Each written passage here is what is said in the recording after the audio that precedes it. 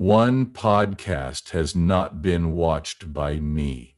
There is not a single YouTube video that I have watched that would have, a petition that calls for Joni Lamb to resign and for an investigation into serious claims to be conducted by a third party has taken the internet by storm. Lamb is accused of concealing up charges about a predator named Pete, who is now featured on Daystar television, according to the petition, which has acquired a large amount of attention. Concerns have been raised over the safety of children and the integrity of the church as a result of this narrative, which has brought up serious questions of accountability, transparency, and the role of leadership and management. The description contains a link that will take you to the petition. Listen to what you have to say.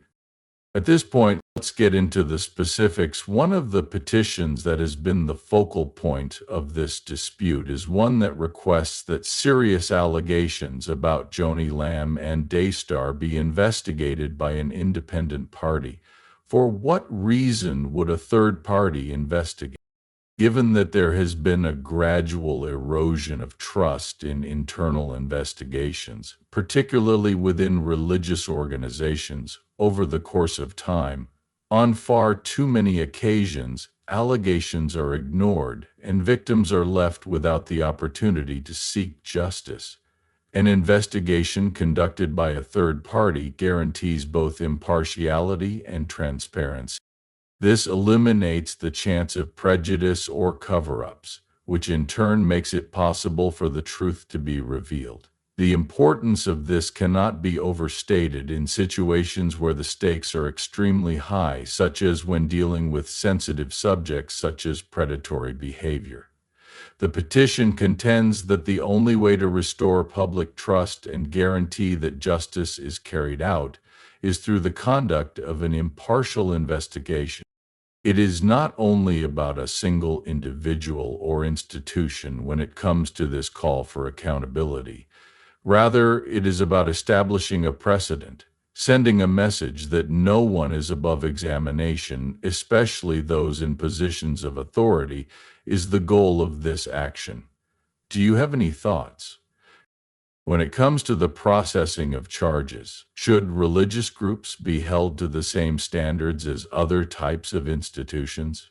This petition contains a number of alarming charges, one of the most shocking of which is that Joni Lamb, a significant player in the field of Christian media, is accused of covering up severe allegations against a man named Pete. Pete has been accused of being a predator, and he has been featured on Daystar television, which has raised worries about the safety of those who are in his immediate vicinity, as stated in the petition.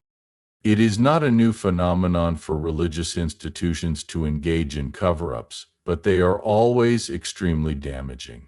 When those in positions of authority put safeguarding their reputation ahead of addressing wrongdoing, it undermines the same ideals that they claim to promote. Within the context of this particular case, the petition asserts that Lamb was aware of the charges that were made against Pete, but did not take the necessary actions. Consequently, this gives rise to significant concerns of leadership and accountability. In the event that the claims are accurate, why was it waiting so long to address them? However, if they were addressed internally, why has there not been any transparency regarding the outcome of the situation? In the petition, it is argued that Lamb's apparent inaction has put other people in danger, and as a result, it is requested that she resign from her position. An individual by the name of Pete, who is being accused of engaging in predatory behavior, is at the center of this debate.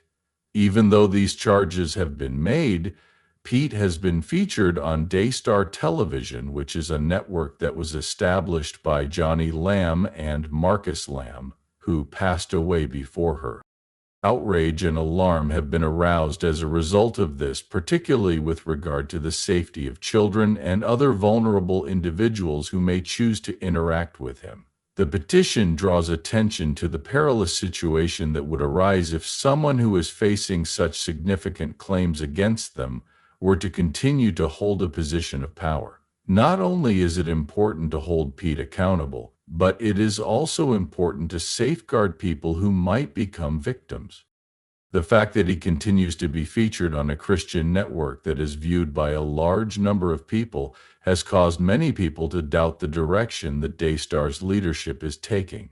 In addition, this circumstance raises more general concerns regarding the manner in which religious groups deal with claims of illegal behavior. For the duration of the investigation, should it be permissible for a person who has been accused of engaging in predatory behavior to continue to be in the public eye?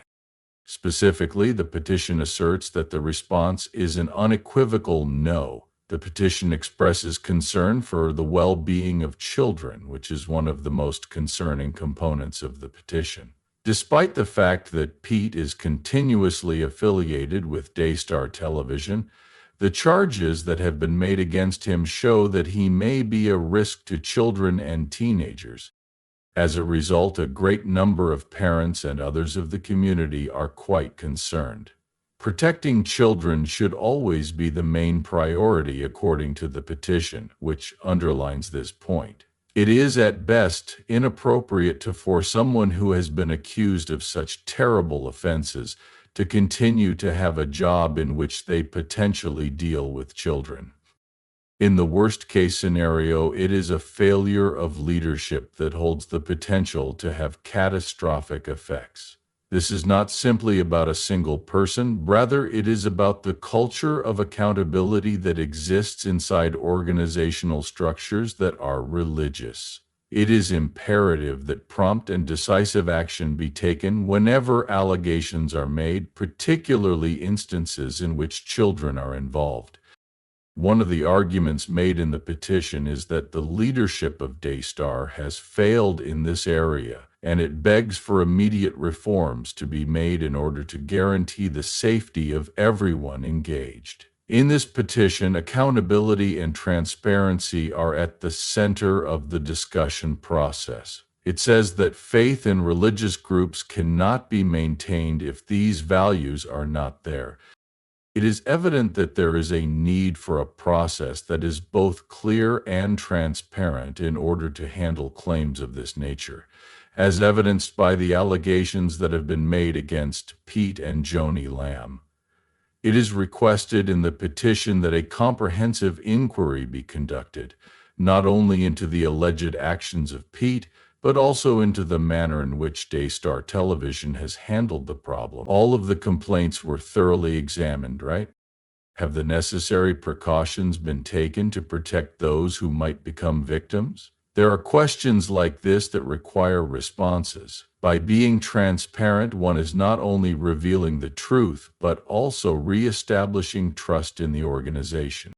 When leaders are transparent about the choices they make and the actions they take, it conveys the notion that they have nothing to conceal. In the petition, it is argued that the leadership of Daystar has failed to satisfy this requirement, and that the only way to restore confidence is through an investigation conducted by a third party. There is currently an investigation being conducted by the police into the charges that have been made against Pete, which introduces even another dimension to this drama. This demonstrates that the allegations are being taken seriously by law enforcement, which further emphasizes the importance of keeping accountable those responsible. Additionally, the petition contends that though the investigation being conducted by the police is a start in the right direction, it does not absolve Daystar Television of its responsibility to handle the matter on an internal level.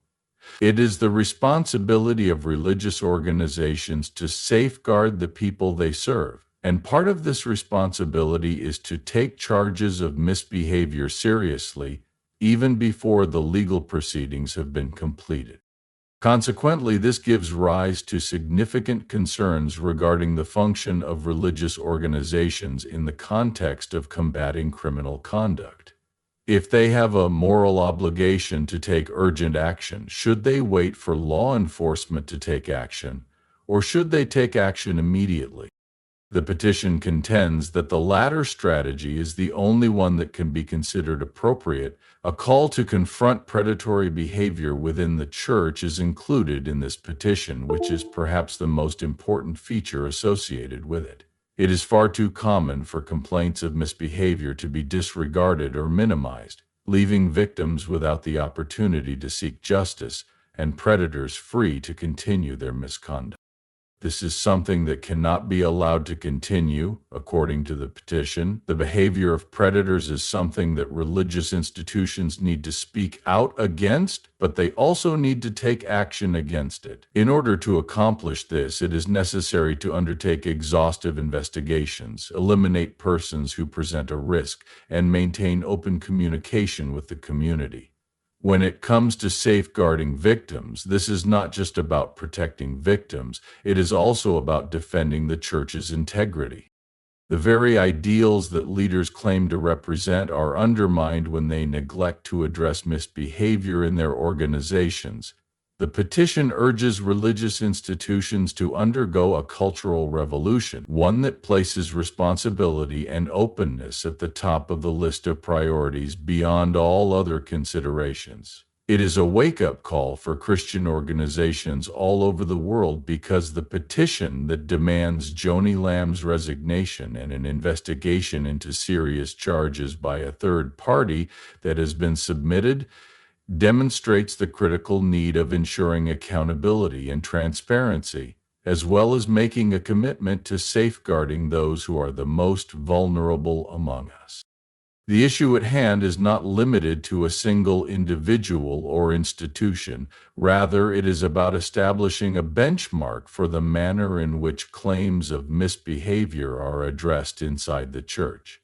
Specifically, it is about making sure that no one is exempt from examination and that victims are provided with the justice that they are due.